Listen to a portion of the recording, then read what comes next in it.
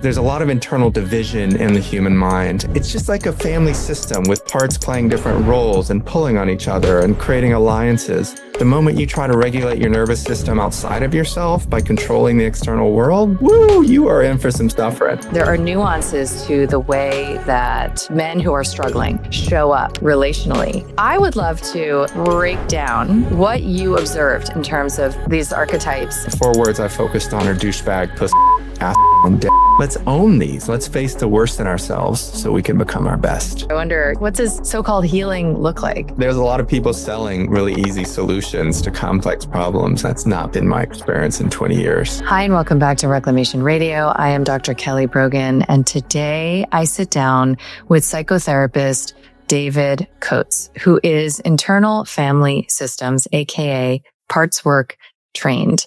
And we go into why parts work, why I'm obsessed with parts work, and his experience over the years of recognizing these discrete patterns in men and how they relate to the world. So he wrote a book called Be Less Dickish, and we're going to break down the 4 male archetypes, many of whom you are probably not only familiar with, but are also narratively blaming for many of your experiences of suffering and struggle in your life.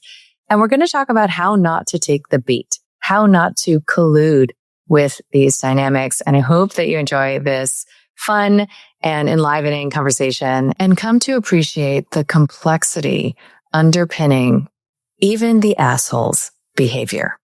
Enjoy. Welcome, David, to the show. Kelly, glad to be here. So anybody who has heard me say pretty much anything for the past couple of years has heard me talk about my passion for parts work and for family constellation, and I see them as quite related.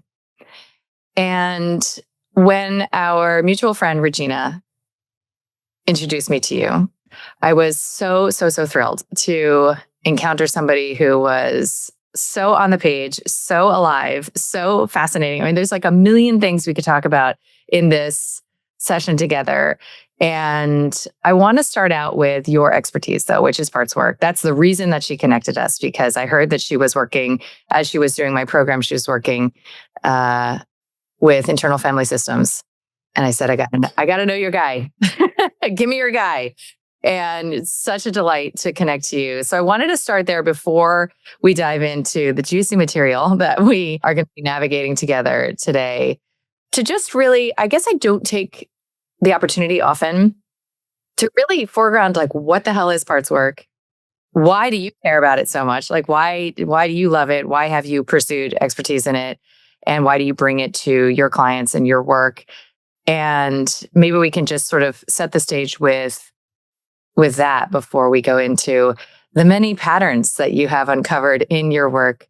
In this conversation, we'll be talking specifically about men, and then we'll take it from there. So tell me a bit about parts work, and for those who are like, what is it, and why you're into it? The parts work that I do in particular is called internal family systems. And I found it about 12 or 13 years ago, and I trained with the Institute there.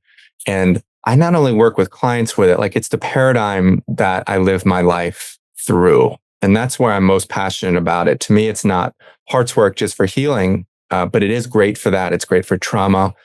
And it's great to understand our chaotic minds. It gives us a way to plug into ourselves that actually makes sense. Like, most people have these minds that are kind of these polarities, and they're at war with themselves. I want to go to the gym. I want to sleep in. I kind of want this. I kind of want, like, there's a lot of internal division in the human mind, and internal family systems comes in and says, like, hey, your internal mind, it's just like a family system with parts playing different roles and pulling on each other and creating alliances.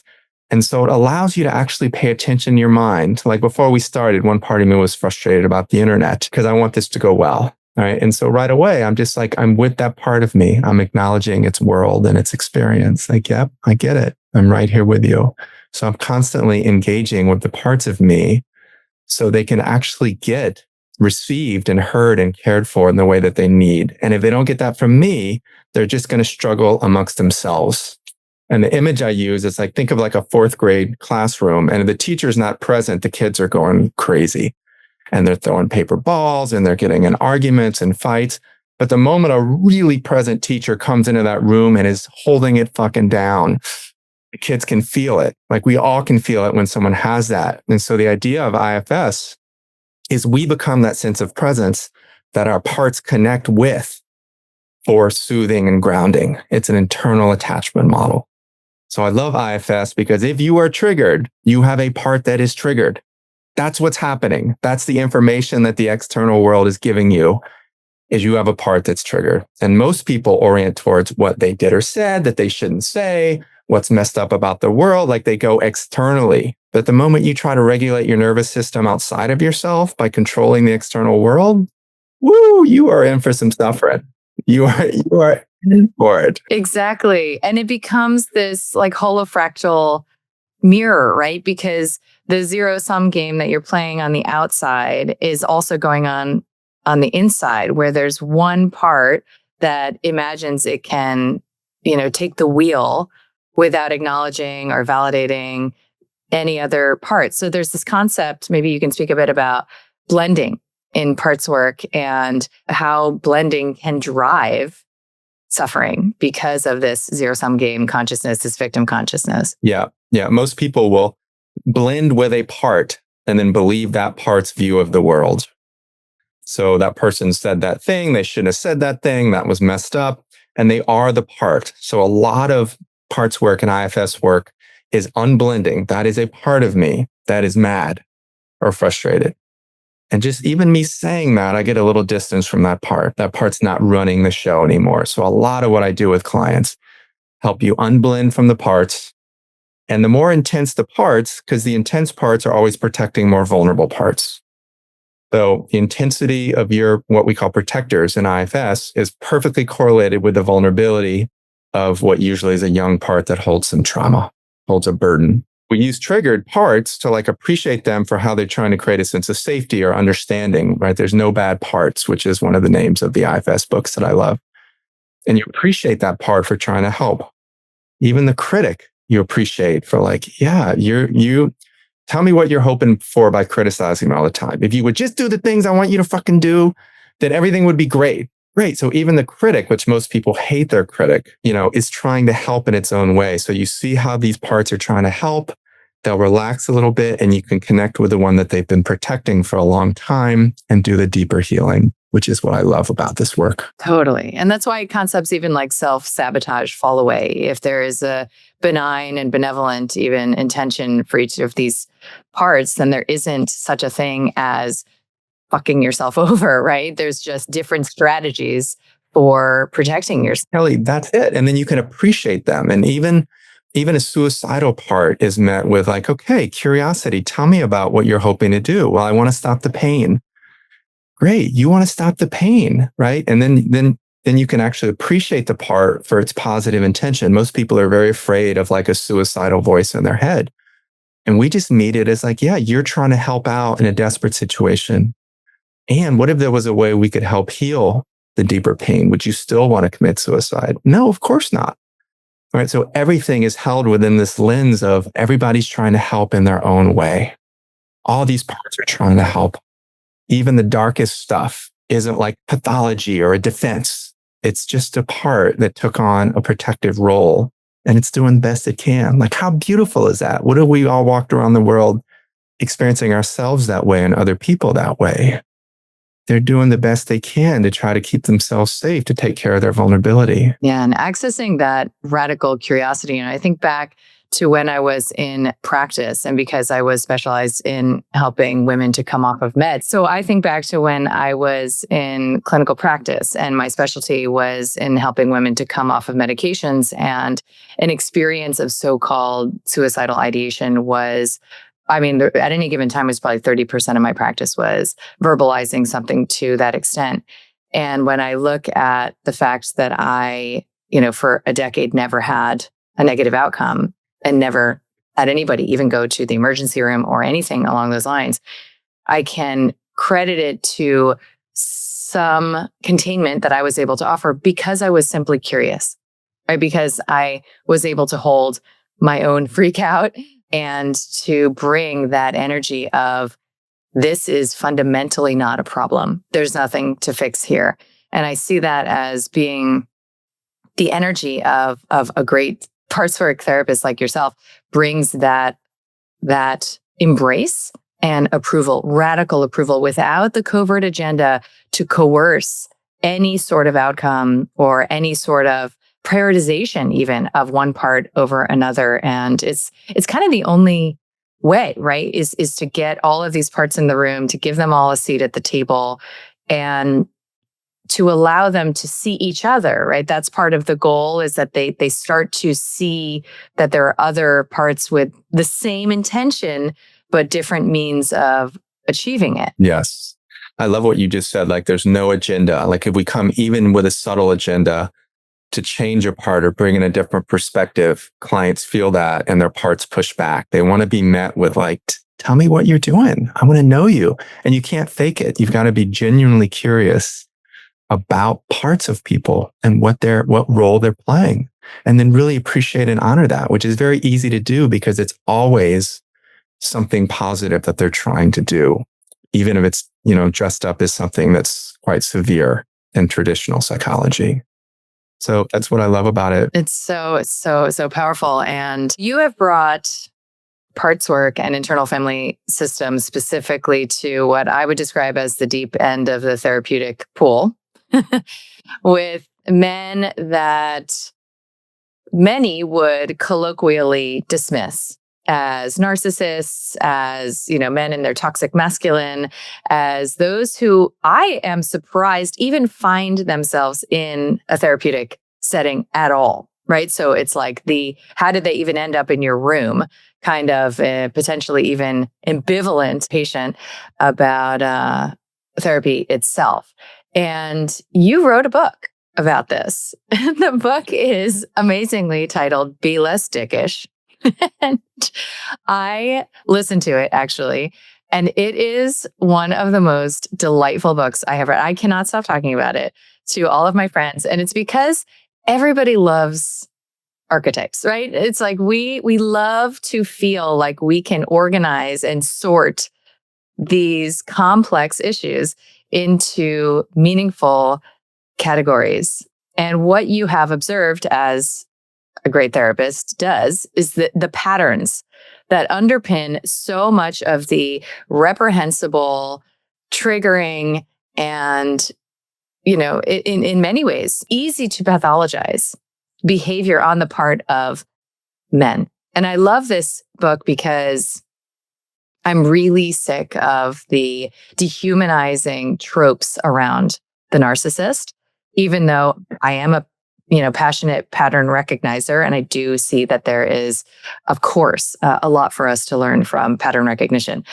There are nuances to the way that men who are struggling show up relationally. And you have really analyzed that in a way that not only helps us to sort of see what we're dealing with and recognize it, but also to have actual compassion, not Hallmark level compassion, actual compassion for what might be possible if these men are in the right setting with the right kind of guidance and support to reconcile their parts and become self-aware and to develop choices where previously there weren't choices. I mean, in my psychiatric training, most of do you call them clients or patients? Clients? Okay. Most of the clients that you work with, we would have just put in the personality disordered bin. Right. Access to, and there they stay. Yeah. Exactly. And sort of left for, left by the side of the road. And I also love about your parts work approach that, as much as I'm curious about mother woundology and, the way that emotional incest, for example, on the part of the mother sets men up for fears of being smothered, for sort of like a big no to life. We don't really need to get into all that with parts work, right? We just need to go inside the present moment of what's actually happening in the human and turn the lights on.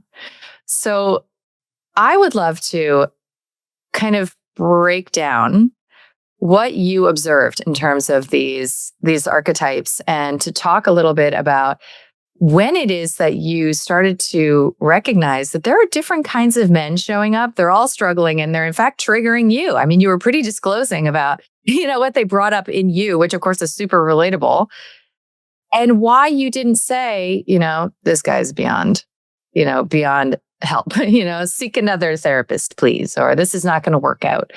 And why instead you said, I'm going to study these men and I'm going to understand, how to orient towards their habits of intimacy interfering behavior. So how did what's the genesis of this project, if you will? People swear a lot in therapy. I think that they have a lot of permission to be themselves. And so I would hear words a lot like, oh, guy's such an asshole, or I heard these words a lot, and like pussy, as much as that I wish it wasn't the word, it is the word that shows up that men would use in my practice of like, oh, I didn't walk up to her. I'm such a, so I've always been kind of interested in profanity because it's powerful. Like when someone would swear in my house growing up, it was like a big deal. So I've always been interested in profanity. And I started getting groups of people together and I would say like, okay, when is a guy being an asshole? So there'd be 20 of my people in my community. And we would talk about when does a dick transfer into being an asshole? Right? Like, and so we would, and it was also really fun. We were laughing hysterically, finding these nuances of like, is ghosting like a dick move? Like, what does the asshole do? Why is that guy an asshole and not a dick? This guy on television, for example. So I started doing research that way about these words have power, right? And everybody knows these words, right? And the 4 words I focused on are douchebag, pussy, asshole, and dick. And it started out with 8 and then it got moved down to 4. And I kind of told their story from a place of their different parts and their wounding and how the behaviors serve them and then how they can heal. And it became evident that like, I have these strategies too. Like I have an asshole strategy of being shameless and selfish and edgy. Like that's how I define an asshole. He's shameless. He's not aware of the impact he has on other people around him. And he's selfish. He's only considering his own needs. And at the same time, there are a lot of men that need at times to be shameless and selfish, just to do what they need to do for them and not consider how it affects other people. So a whole world kind of emerged as I, did this project for like 7 years around exploring these extreme male archetypes and claiming them. Instead of people saying he's an asshole, which is what we do with these words, we project it like, hey, let's look at these. Let's own these. Let's face the worst in ourselves so we can become our best. Yeah, you say that many times in the book that it's in me too, right? Like we all maybe even have these. And I love how you refer to it as strategies because the baked inness of a persona often feels immutable. It feels like, well, this is just sort of, how I am. And I in my personal journey, I still have a lot of the same know-it-all tendencies, for example, as a strategy. They're still there. And the only real shift after, 15 years of inner labor is that I have little moments between the experience of a trigger and my behavioral expression, let's say. So if we all have these strategies inside, what was your intention in terms of like even man-woman dynamics? Because most of your profiles, let's say, clients in the book are men who are in relationships with women, I think.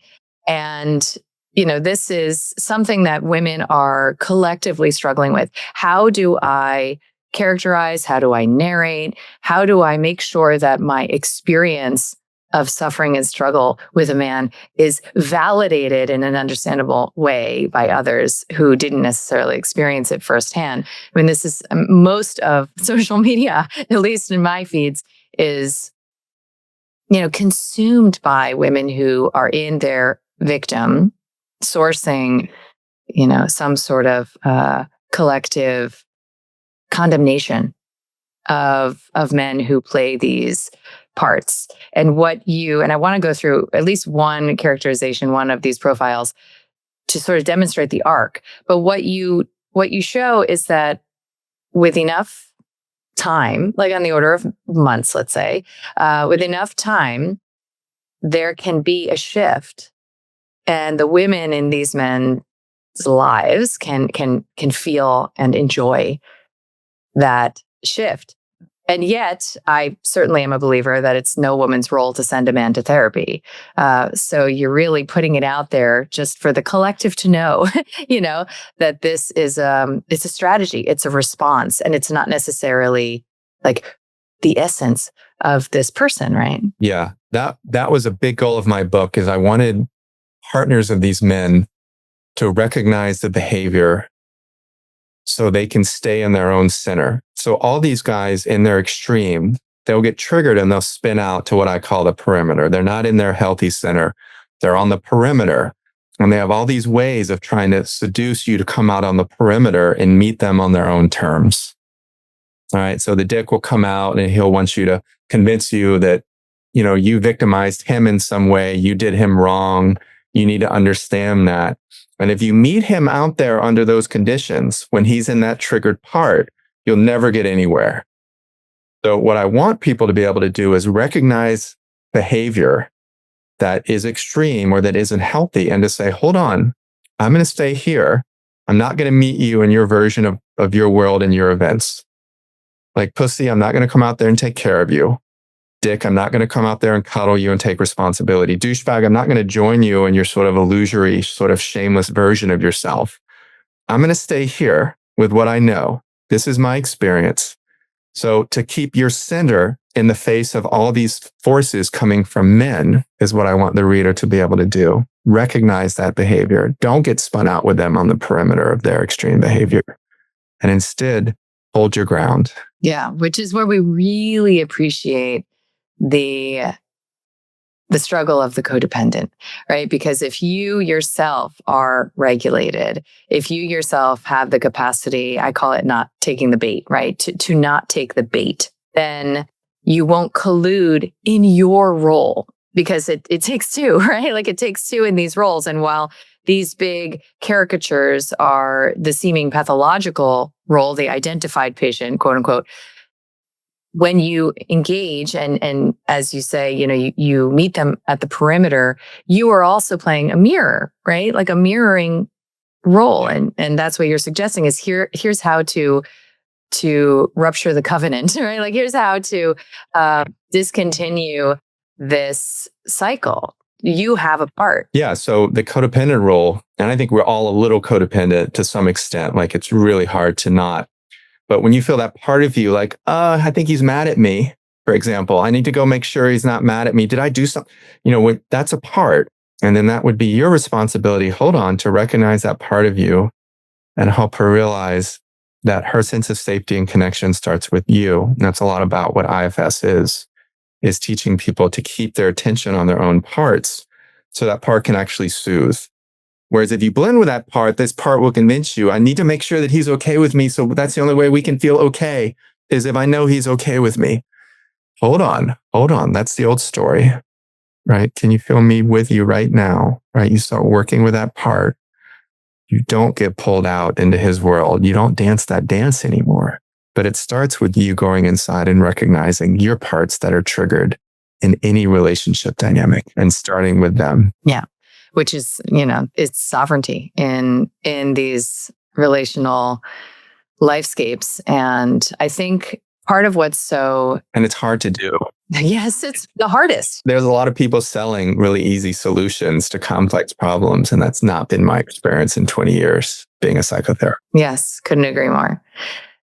The one of the delightful aspects of this book is the feeling that it's almost like reality TV or something. The feeling that you're watching, right? You're fly on the wall watching inside the cave of therapy, and you get to understand what it is that these men are thinking and feeling. Because a lot of the codependent strategy is to project, almost like astral project yourself onto the man who you have, in many ways, outsourced your power to, and to try to mind read and try to figure out like why he's doing what he's doing and what is he thinking and what's his reason, right? And so it satisfies that to be exposed to what actually is the motivation, what actually is the alibi, like what actually is the perspective and the narrative shared to the therapist. And also to see that it's like not your business in the end, right? Like it's for him to unpack. That's it. It's for you not to get pulled into, but offer him a place to meet that's more in the center. But that does, like, all these guys are in my therapy office over a matter of months. So you really do get to have this voyeuristic perspective on, as they unpack their trauma, as they hit rock bottom, like in the asshole's case, like what's really there? What gives rise to the behavior that drives you crazy about your man? That gets revealed in this book. And the stand I take is you'll find some version of your guy in these 4 guys. So you'll recognize these patterns. And it's not mysterious. It's not tragic. It's actually something that makes a lot of sense when you look at it through this lens. He's got a really intense protector part. The asshole learned to dominate. The douchebag learned to posture. The pussy learned to like be kind of harmless. You can see how those strategies would be useful in junior high school, right? To avoid harm or to feel powerful, right? These are all strategies that make sense. And once you can see what your partner's doing and what you're doing, wow, I'm doing something that just makes sense, or it made sense at some point in the past, you can begin to unravel that strategy because you've probably outgrown it. That's true for all of us. You know, your know-it-all part, like you kind of cop to having a know-it-all part, like, hey, you're an MD, like you do know a lot, but you probably notice that when you're in that part, you're not feeling the quality of connection that you want, even though you might feel a quality of like confidence. Yeah, absolutely. And it's coercive and requires the control of something outside of me. Right. So you're really willing to see that and own that. That's what you get. There's a coerciveness, but there's a power feeling, I imagine, you get from that. Yeah, absolutely. If you're an overachieving, under-receiving woman, you may already know that the sleep, energy, weight, skin, hair, and digestive struggles you're chronically trying to hack are somehow related to the bitterness, overwhelm, resentment, and exhaustion you struggle with in your work, mothering, and relationship. I couldn't be more thrilled to announce that after 15 years in the clinical and digital trenches as a holistic psychiatrist and coach, I have packaged the heroine's journey home to ease, soft power, and the capacity to handle more of the challenges life brings and to hold more of the abundance. It's called the Relaxed Woman System, and it includes my history-making 44-day nervous system reset. It's the only one available with published proof of its efficacy, as well as the path to truly embodying your femininity so that you can experience the specific pleasure of who you are, as well as access to the insider resources for living the relaxed woman lifestyle that I'm known for curating. It's a 6-month tailored journey, all for less than $2,000, and is designed to be the very last self-improvement program you ever invest in. Head over to kellybroganmd.com/RWS. I'd love to go through these 4. I also am kind of curious, like, what were the other 4? If you remember, but I'd love to go through these 4 and just sort of give a couple of examples.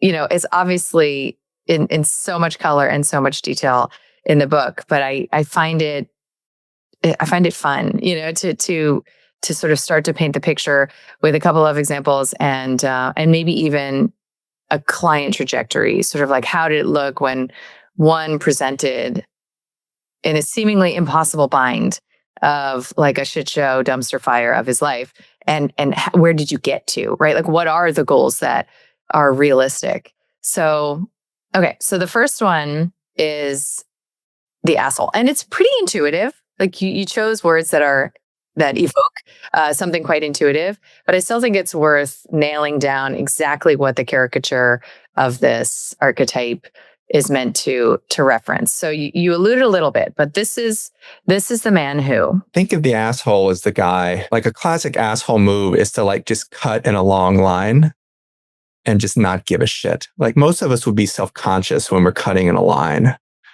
And the asshole, he's shameless. He's not vulnerable to shame the way most of us are, that keeps us in sort of behaving ourselves socially. So he's shameless and he's selfish. I care about myself and I'm not impacted by my impact on other people. So he'll cut a line. Other people murmur. Other people even say anything. And he's kind of getting off on the impact he's having. So other people around him are feeling uncomfortable. People standing next to him are like, oh God, this guy just cut. I can feel people behind me are pissed. And he's just kind of grinning at the chaos of it all. So that's kind of the classic asshole move. And in terms of like dating one, he just doesn't really register his impact on you. He's kind of oblivious in a way that gives him actually a lot of freedom. So in some ways, I talk about this in the book, people envy the asshole because most people are so self-conscious. They're not willing to kind of be big and go for what they want in their life because they're so afraid of. So a lot of the work I do with men is to help them learn to be more assertive, which is a healthy expression that the asshole brings. Ultimately, it's like the gift is a lot of men, we value that quality. Like Trump has a lot of that quality. He's shameless and wholly unaccountable. And he's having a big impact. I don't want to go down that rabbit hole, but yeah, that's your kind of classic asshole. And he's also really, really wounded. Like that's a really hard shell. So when someone with that quality comes in, it usually takes life cracking them open, like they're getting sued or they have to declare bankruptcy or they're losing their wife and their kids. Like it takes a lot to wake up a man in the extreme asshole archetype. And is there a sort of overlap Venn diagram between asshole and sociopath or antisocial, if you want to call it that? Or is that not even a relevant term? Like, can we just do away with that because we're really interested in these strategies and the foundational premise that they can evolve? Yeah, I mean, it's not having a conscience could be like a sociopath or psychopath would be considered shameless. But I wanted to get away from pathology when I was writing this book to just say, what are the behaviors? Yeah, I appreciate that so much. And he's selfish and he's aggressive. He does not consider other people. I love it. Actually, I don't, but I get it. But there's power. There's an attraction to that kind of certainty. Like he knows exactly what he wants. And it's nice to have an asshole on your team sometimes. Yeah. So there's a light side and a dark side to these strategies, and probably a way to retain, the former and transmute the latter. Yeah. Yeah. You don't want to bring that home to your relationship, but sometimes at work, you need to be unapologetically selfish and shameless to succeed. So that's the asshole. That's Jonah in the book. Yes. Yes. And when you use the word selfish, because I've made an effort to rebrand that term a bit. I imagine you have to. You're talking a lot about sort of the objectification of others, right? The dehumanization of others and the focus on one's own needs, right? Like making yourself the priority. That's how I define selfish. Myself and my co-author, Corey Kilpack, who wrote it with me. Yeah. Like, so we say, yeah, you're just prioritizing yourself and what you need and want. That's what it is to be selfish. So we want to reclaim it as well. Yeah, right. Because selfless is you're making someone else a priority. Right. As a means of making yourself a priority. It's a means to it. Right. Okay. So next is the pussy. I forget if I asked you this. I came across, I think I literally saw this on social media or something. Have you ever heard that maybe that term comes from the word pusillanimous? Like, do you know that word? It's like an old times word, and it means whatever, like weak, I suppose, or whatever. Anyways, it's a fascinating term because in a lot of my feminist moments, I took issue with using it as a derogatory term, etc. But regardless, and post my feminist moments now, it's an extremely powerful, evocative slur that men use. Right. And they use it to describe, as you said, like their own behavior and shortcomings, and also other men. But what you're talking about when a guy is in his pussy archetype is in relation to his professional life, his personal life. He expresses himself how? I'm going to answer that in 1 second, but I didn't want to use that word because I was afraid. I was being a pussy about using a pussy. Afraid of the feminists? Yeah, for sure. Good reason to be afraid of them. Yeah, and I tried to use other words, but that is the word. That is the word that showed up. And we have to be honest about what that word is. And we're using it in a really deliberate way as a man that can be kind of effeminate and submissive and deferential. So this is the guy who in the partnership always wants his partner to decide where we're going to dinner because he doesn't want to say anything that might have, like, he's always walking on eggshells. What do you think? Well, I'll have what you're having. Yeah. He learned to stay safe by being really small or not existing or not bringing himself forward. So that's the kind of the childhood adaptation of the pussy. And it shows up. And a lot of women at first are like, oh my God, this man's so considerate. He's so caring. He always asks me what I want to do. But at a certain point, they're like, they want something to push up against. And that's where this archetype runs into trouble because you want to be with a man that you can feel, that has opinions and who exists fully. But this guy learned that's too threatening. It's too activating to his nervous system. So he is what we call selfless. His attention is on other people all the time. And he's very conscientious of what other people are thinking and feeling. So you can see he's not in himself. He's in other people. And he's conscientious about how they're doing. So his work is to learn to be more assertive and to find his center instead of just sort of crumbling as a way to not be attacked or not be judged. And so what does his life look like, as if I don't know? What does his life look like? Because in his relationship, he has a bitter, hardened, resentful partner who's nagging and micromanaging and disappointed all the time, right? So he's being henpecked in that way.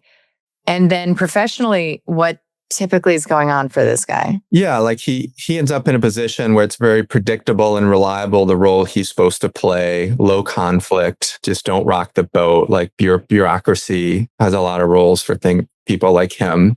And he's not a bad guy. Like he is in it for the team. You know what I mean? Like there's a lot that he brings to the table that doesn't get appreciated, which the book goes into. Like all these extreme parts have a gift, but like, yeah, he's showing up to work, doing jobs maybe not everyone wants to do, like not complaining, just trying to be a good guy. But the problem is he's kind of empty inside. He's like kind of man defeated as he moves through the world. And you kind of see that man when he's walking by, like he can't really, he's not really existing in himself. You can't really remember his face. He doesn't have, like, he's just not occupying space. He's just living, trying not to have anyone be upset with him. So there is a kind of a heavy energy, kind of a defeated energy with that guy. And he does tend to drive his partner crazy. And it's not sexy, like it's not hot. So he's not really getting his needs met. That he's too afraid to stand up, get his needs met because it might trigger his partner and then she'll go away. And that's his biggest fear. So he's kind of caught in this pretty hellish realm because he's afraid. So he needs to do the deep healing work to like help his little boy realize it's okay to be powerful now. Like you needed to do that in your childhood for some reason, but you don't need to do it now, which is what I hope a lot of clients do, is come into being more assertive and realizing like it's okay now. Your partner wants that. Yeah. And I'm just thinking about, when we make contact in parts work with these exiles, as they're called, with these child parts. Again, part of what I love about this work is that I personally don't have a ton of recall or a huge bank of childhood memories to draw from. And so a lot of different kinds of trauma-based modalities were very stressful for me, actually, because I felt in a performative moment where I would have to like come up with a memory and one wouldn't be available. And while often there is a prompt, right? Like for like, where do you see this part, or how old is this part? What I have found is that there's, it's the same in family constellation. It's almost like the field, for lack of a better word, like the energetic field of that container allows for these little insights, these little bits of intuition to come to the fore. And you're just literally reflecting what a part is holding. You're not digging through, some sort of, box of memories to come up with the thing that seems related to what you're feeling. There's something quite magical about it. In IFS, we call that capital S self. Like right below the surface of all these parts and internal conflict is this field, that self. And it's the same self in me that's in you. Like there's a lot in all the great spiritual traditions that kind of shine a light on this. And that's what our parts need to feel, that there's actually this larger thing holding them. It's self that does the healing, which is what you're saying. We just need to open it up so they can feel and be recognized and accepted. And there's a healing process that starts to happen. Yeah. an unlocking of so much vital force energy that is really drained through the process of compartmentalization. We have these wounded little parts, like the pussy has this little boy that might have been bullied or dominated by his father, not accepted in being a sensitive kid. He learns not to exist is the best way for me to be overwhelmed. So these protectors have all these strategies to keep attention away from him. And then he learns to care about other people, right? And so all that started when the little boy was overwhelmed. So in this work, we appreciate all the strategies and we eventually get to the little boy and we connect him with self. And ultimately we get him out of the past where he's still caught, which is what trauma is. Trauma is disconnection, kind of a frozen moment in time in the past or time. So then we can bring them into the current moment. That's kind of the full cycle of the healing path in IFS. So you want to go on? All right, the douchebag. Oh, the douchebag. Oh. He was the one when I was writing. I spent a lot of time like this. Like, oh, he was the hardest one for me. Wow. I mean, that's fascinating. Yeah, I could go into that. But I mean, the frat guy gets away with it because he's young. Like, his identity rests in the fraternity that he goes to or the college that he goes to. Like, he identifies as Sigma, Alpha, Epsilon, or whatever. Or, so you can't really feel him. He's just identified as these external things. And he does so shamelessly. So like the asshole, he's shameless. He shamelessly promotes himself. So like the tech douche, like works for Apple and he loves Apple. And he just, I'm cool because of what I'm associated with. Right. So he's always trying to sell something. This is who I am. And I want to convince you that I'm this amazing guy. And then I'll feel like this amazing guy. But when you're talking with a douchebag, you're kind of like, whoa, I can't really feel this guy. I'm getting a lot of like hype and enthusiasm, but I can't find him, which makes him kind of tragic and absurd because you can feel that he's working really hard to be something. And you just want to kind of shake him and say, just be yourself. Like, just be you. But he can't because his wounding was he needed to be something to be loved and seen. And who he was, no one was really curious about that. So that's the douchebag. Poor guy. And why do you think he was the most difficult for you to be in the room with? I think he's he would be a shadow for me. Like I'm kind of a truth guy. I'm more of a dick, which is why the book is called Be Less Dickish. But there's something about that kind of personality that is so removed from himself and trying to sell himself. That's just like, ugh. And I grew up in the deep South, like Southern Louisiana. I think there was a lot of that identification. There was a lot of that quality of people. Like I couldn't really feel them. They were just like, they just go team. So there was something missing, I think, of like desire for like genuine connection. And the douchebag, there's no real genuine connection. You just get the character he's trying to sell you the whole time. So he's very frustrating. There's no real connection happening. It strikes me almost as the shadow of like a kind of tribalism too, right? Because you're identifying with this externalized metric of status. And there's obviously that's natural in organized human society. And when you take it down to the personal level, in lieu of any authentic dimensions of yourself, it feels disorienting. Yeah, but it's fun. It's like, I love going to LSU football games when I'm back in Baton Rouge where I grew up and like being a part of a crowd cheering for a team. Like it's amazing being a part of something. Like that's a human evolutionary need to be part of the tribe. You get cast out of the tribe, you're going to get killed. So, but if you lose yourself in that, that's extreme expression is the douchebag. And so this is so funny because I can't really imagine this strategy being employed by you, but you say that you're most identified with the dick. So what does that mean? Yeah. Be less dickish. That's all I'm trying to do, Kelly.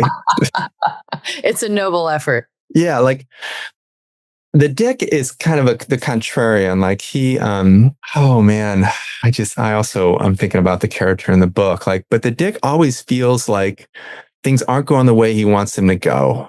Like he's selfish like the asshole. He's very aware of what he wants and needs. And he's very conscientious about the ways that like the world or other people aren't meeting his expectations or being authentic enough. So he kind of champions himself as like the truth teller in a world that doesn't want truth. So he plays out that in a big way and kind of a bit of the victim. Like, don't you see how you're impacting me? So he's very aware of other people, but only insofar as how they're impacting him. Right. So there's a lot of blaming, right? Blaming, finger pointing. Yeah. It's not my fault. I'm not. So he doesn't really know how to be in a relationship in his extreme because he only just sees you as someone that's impacting me. So this is how you're impacting me, Kelly, and this is what you need to see. Like, so you exist insofar as you impact me. And then it's about that. So he's a little more nuanced to play out. So he's very conscientious of other people, but he's very selfishly oriented.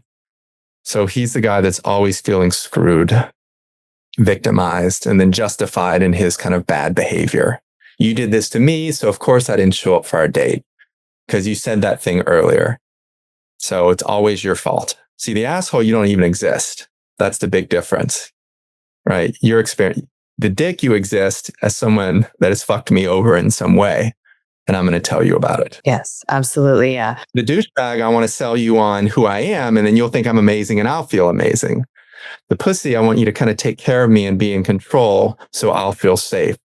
So all, these get projected upon their partners, the role that you're cast in, and you can't get cast in the role. If you fall into the role, you're fucked. You're just going to play out the same thing, which a lot of women will recognize that, God, I've played out the same thing again and again. So I'm saying, see these patterns playing out. See how you're getting enrolled in their narrative based on their archetype. Don't do it. Yeah. When I was reading about the dick caricature, I really recognized, so many, and I'm sure I have embodied this, so many of my activist colleagues, there's a lot in the truthing realm that invokes this. And it's the classical victim triangle dilemma, right? Where you experience yourself as the poor me, no fair, I hate this victim. You're pointing a finger at the villain. You're recruiting often, people onto your team who are saviors or rescuers, but then you almost always just cycle right through to that villainy. And you end up perpetrating from your victimhood, which is relative to the asshole who just owns his villainy. It's almost more insidious. It is actually more insidious because, like the douchebag and the asshole, there's an unattunement, a lack of attunement to whomever it is that becomes the object. But it's really in this covert sort of mix of, I'm innocent, and somehow you're experiencing this person as like quite a perpetrator. It's a dark angle of the triangle for sure. Very astute. Yeah, that's the dick to the T. And nobody wants to be around righteous energy. Like, it's hard to receive someone who's like, you did a thing to me. I'm justified in being a fucking dick to you because of what you did to me. Or in activism, look what's happening. So I get to act like this because you guys are super fucked up. Like, no one gets received in their kind of righteous part. And again, there's the work again. Oh, that's the righteous part. It's protecting a more vulnerable part. Let me go to the vulnerable part. Then I can actually connect with my partner. Yeah. Ask me how I know, right? In my years of activism, it took me so long and a humbling amount of humility to get to the fear that was underneath, and specifically fear of men and sort of the bad daddy, projection, the negative animus. It took me a long time to see that was beneath, my righteousness, my insistence that, the perpetrators pay, and my entitlement to protect those anonymous victims out there who were vulnerable and helpless and dependent somehow on my information. It's this particular archetype, I think, really is pretty ubiquitous these days, and certainly not, relegated just to the man pile of human beings. You were so articulate the way you said that. Like, you were playing it out. You were feeling the power of that.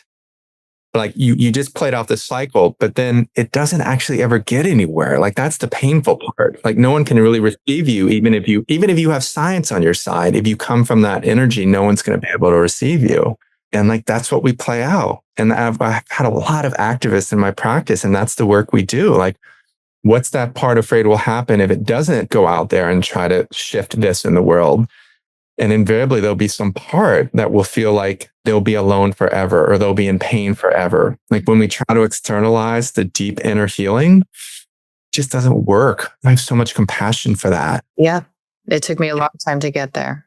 I couldn't agree more. I couldn't agree more. And I imagine you got a lot more effective once you did the inner healing, like in changing the ways that you wanted to change. That's what I find is people are finally much more effective and received because they're not coming from that righteousness. Exactly. And it's the same. I even think about my mothering, when you can offer a regulated, or at least a relatively regulated system to those around you, to the world, honestly, to your kids, to your partner, there is nothing for you to get anyone to see, right? It's like that whole experience of coercion and strategy and manipulation falls away again, because as you've said, and this is where I want to move to, it's become an inner job, right? So when I recognize that my greatest gift to humanity would be to just sort out my own relationships and to focus on my own upset and to learn how to be with it with curiosity.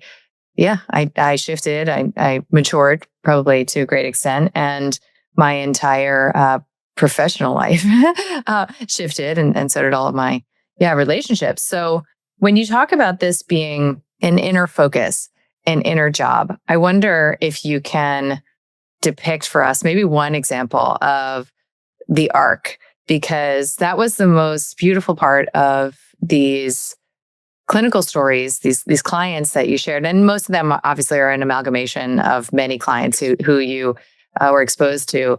And you did that so artfully because they feel so real and so vivified. It was very sweet and tender and inspiring to bear witness to the moments of shift, like what they actually look like when one of these archetypes has a breakthrough, sees, wow, I can still be me. I can still be alive and safe in the world and not do this same thing, which is the only thing I know how to do, right? Like, so that sort of pixelation into the nihilistic realm of like, who the hell am I then? You really depict well. So I wonder, what does so-called healing look like? I love that you just brought in the identity piece. A lot of people don't know who they are if they're not playing out these patterns, which keeps people in the patterns because at least it's something known. So that's something we could talk about as well, spin off on that. But I talk about myself and my experience as the dick. And what I know about me is I was always kind of discontent. Like as a kid, and when I was discontent, like my mom kind of wanted to know how she could help. When I was doing well, I was just kind of on my own. And so there was something that I learned about like attention, like the discontent got attention. Like I was kind of more of a brooding type that was interesting to some types of women. They wanted to crack the code. But I felt somehow like I something wasn't right. Something was always off. And so I got the benefits of that. Like people were interested in me because they wanted to kind of understand me. And my healing has been like getting to exist without that. Like in this interview, for example, like that's not the guy that I'm with now, is a very different way to face the world. Then I'm going to pull back and have my own little psychotherapy practice where it's my world. I'm going to not engage in the outer world because it feels a little bit overwhelming to me. Like I talked to you about this, like ambivalence about having more of a public persona.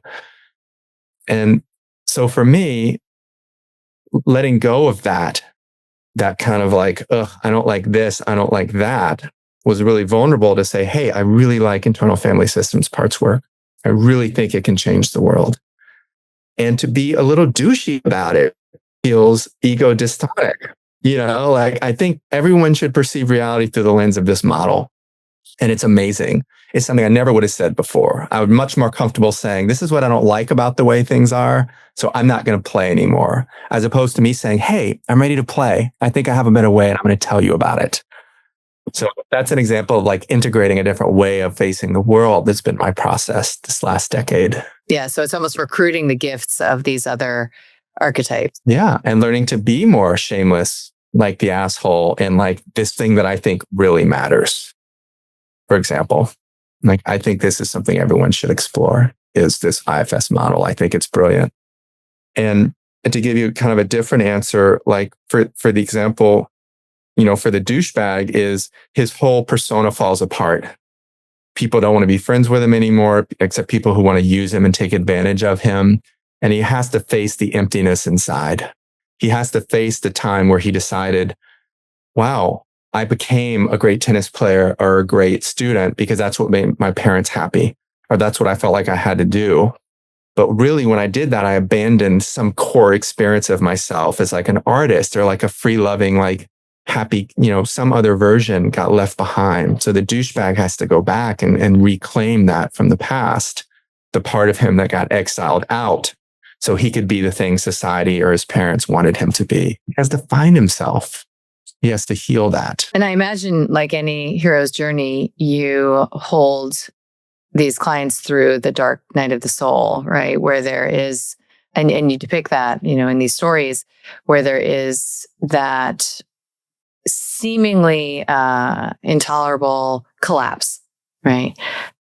And then shortly thereafter, it's okay. It's somehow okay in a new vista. Yeah, without the old strategy, without let's say the douchebag in his story, he feels the dark night of the soul, the emptiness, the nothingness, and the terror of that. And yeah, I'm going to be right there with him in that fear. And that's a beautiful part of the therapeutic relationship is I'm holding that. Hey, I know that you're something more and it's almost here. And I'm going to be right here with you as you're continuing to shed the old that no longer serves, because something's coming and it's going to be great. And I love playing that role. I can sense what it is that wants to come through this human that's been waiting as these other strategies have been dominant. And it's beautiful. It's inspiring. I love hearing you articulate that, because I've often reflected and shared that the role that I played in clinical practice with women was, and it was never intentional. It was never even conscious. It was only in retrospect that I was able to appreciate, like, what the hell was I actually doing there? To support these outcomes that in other conditions might have been more difficult to achieve. And that is exactly what I came upon, was like, I could see the woman in her grandeur in that moment, which came into me on 5 meds, just out of state hospital or whatever. I could see her in her grandeur and almost like insist on it, right? Like insist that this is real. And I love that you're sharing that, because you can feel that even in your persistence with these clients that so many would say, fuck this, like this is just it's not a fit, it's not for me. I have a sense of like, hey, we're going to do this. It's going to be really hard and scary at times, but it's going to be really fucking interesting and fun and alive. Like that's how I hold the therapeutic and coaching process. Like, get on this ride. It's a good ride. I love that. And this is such a great counterpoint. I mean, we're not explicitly talking about diagnostic labels or narcissistic personality disorder, but I had Sam Vaknin on the show in the past speaking about the subject, and he feels pretty strongly from what he verbalized that they cannot change, that these men cannot change. And obviously that's not a world I want to live in. And I do appreciate, his personal and professional experience, of course. But I would prefer to enjoy the arc, the hero's journey, and to believe that there are shifts. And your depictions of these characters really inspires that. I think it gives anyone reading the opportunity to feel like, yes, we all can become. We all can become. And you just got to want to. I don't know. What do you think the ingredient is? Be willing to? I don't know. I mean, I think part of it is just grace, that some people get curious and they move towards kind of an awakening path, like getting curious about their parts. And then through that, they get curious about this larger field. I don't know why some men do and some don't. Like, karma is a pretty good explanation. Like my co-author, who I just love, he insisted, and this was a point of contention for us, that, hey, there's some guy that never changes and he's the piece of shit. And he does, right? He does get a couple of chapters in the book. And I was so uncomfortable with this idea that some men were unredeemable. And I still think I am uncomfortable with that section. And he said, listen, and he grew up in a much more kind of rough environment than I did in a lot of ways. He's like, these men exist and they need to be named. So I think that's probably true, like extreme pathology And I think there's even some sort of neural stuff that happens around psychopaths where there's no empathy.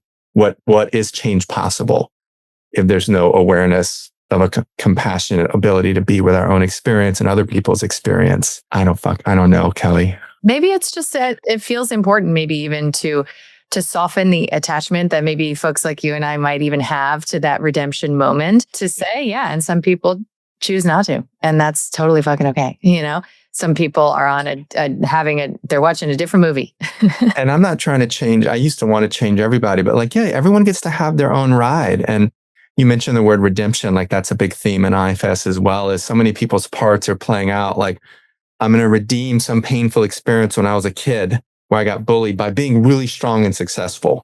Like, I'm going to redeem something by proving something when I get older. So a lot of the work we do with parts that are seeking redemption, which is very interesting. Like the theme of redemption runs through Christianity, and we're born in sin. Like there's so much in the psychology of these parts that come online as we grow. And the invitation is, hey, get curious about those parts. They're all trying to help you in some way. It's better than any reality TV show you'll ever watch because it's your experience. It's your life, moment to moment being experienced. Like, what's cooler than that? So I'm always amazed that people aren't paying attention because we're fascinating in the way that we bumble through being a human, and that other people do too. And I want us to just be collectively, kind of like you are. You're able to name like, oh yeah, I played out the dick thing as an activist. And I was like, oh, I played it out this way.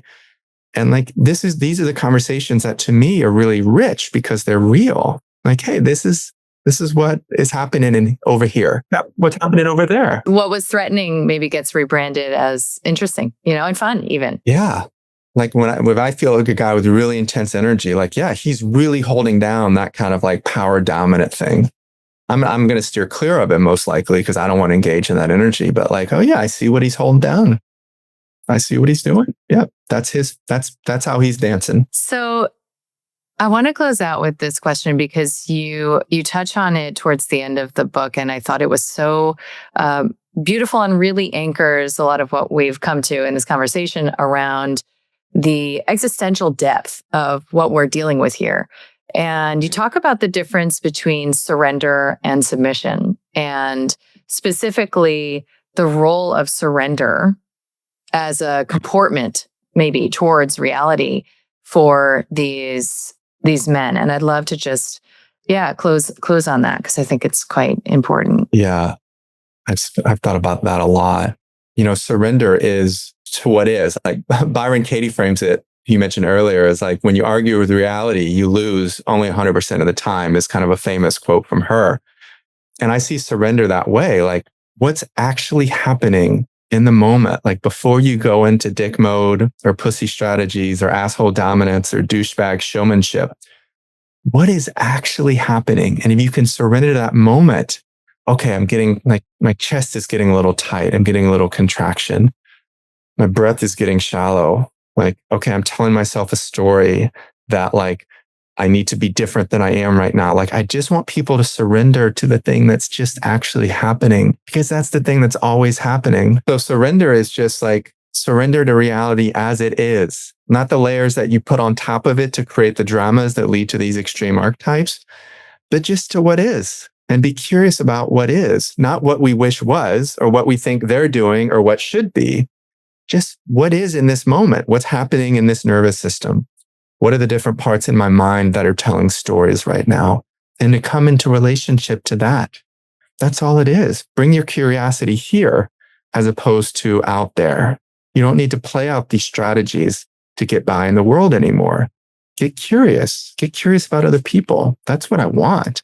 Then magic happens. Connection happens. Then you just get to be you and I get to be me. And then we get to come together and see what happens. And that's just my favorite thing. That's what I want for people. Yeah. And I imagine that many would hear the word surrender, let alone submission, in the context of men and how they relate to the world and see it as like a confusing juxtaposition of, hierarchical ideas. And, what I hear you saying is that it simply means you have a yes, right? You approve of what actually is. You're coming to it without a fight. And perhaps you're understanding that you're not necessarily the one who's directing the entire show for everybody at this moment. Right. Yeah. We don't have nearly the control we think or we wish we had. And at the end of the journey, there's an ecstasy, which I imagine you experienced it, where you're like, wow, this whole Kelly story that I've been playing out, this whole David story, there's nothing solid about it. It's just been this dance and there's something larger. So there's a beautiful dimension to that as well. And submissiveness, like that is kind of the pussy strategy, but that's very different than surrender. Surrender is amazing. Surrender to what's happening. Well, thank you, David. This is so fun. And it's so colors a very like desiccated and drab field of discussion when it comes to what men are up to in the world. And I so appreciate knowing that you're out there doing this very sacred work and that you can also laugh about it and render, what it is that you're appreciating and learning for others. It's really, really beautiful. Thank you. Yeah. My last shout out would be that like, hey, it's really rich. Like get curious and it's a really rich journey. Like most people think like I'm fine the way that I am. Like just open to see what you find when you get curious about your internal world and your different parts and see where it takes you. Why not? Amazing. Thank you. Kelly, thank you so much. You were amazing.